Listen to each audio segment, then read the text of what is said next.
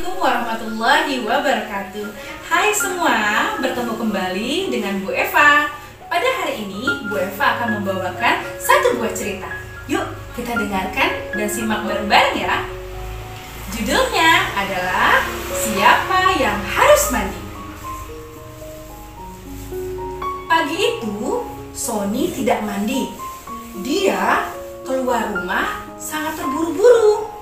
Ibu pun sampai heran, kenapa Sony pergi terburu-buru tanpa mandi terlebih dahulu. Ternyata Sony memanggil Ira dan Ari. Ira dan Ari pun langsung makan cepat-cepat. Ada apa sih Sony memanggil kita cepat-cepat? Kata Ira kepada Ari. Lalu Sony pun berkata kepada Ira dan Ari, "Ayo Ira, Ari, saya harus memandikan Gimbo. Gimbo harus mandi," kata Sony. Lalu anak-anak pun berlari mengikuti Sony dan melihat Sony sedang memandikan Gimbo. Nah, anak-anak lain pun menonton. Nah, seperti ini, Sony sedang memandikan Gimbo.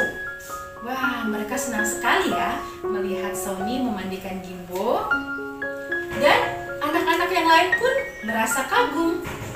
Tetapi ternyata Gimbo tidak senang. Gimbo melihat dan melotot ke arah Sony sambil Sony tetap memandikan Gimbo. Nah, seperti ini. Kenapa ya Gimbo tidak senang dimandikan oleh Sony?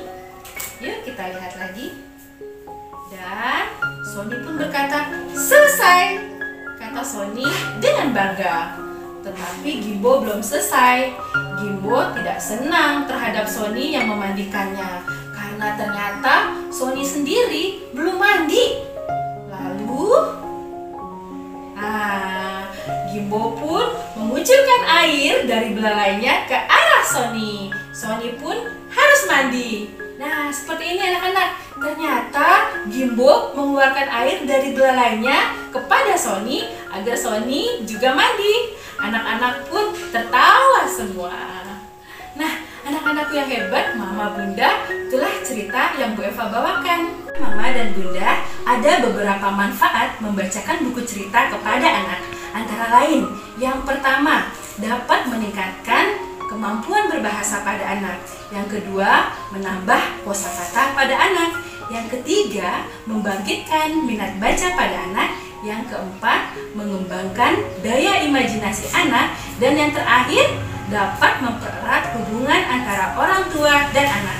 Untuk itu, yuk kita bacakan buku kepada anak-anak kita. Salam Hari Literasi Internasional 8 September 2022. Wassalamualaikum warahmatullahi wabarakatuh.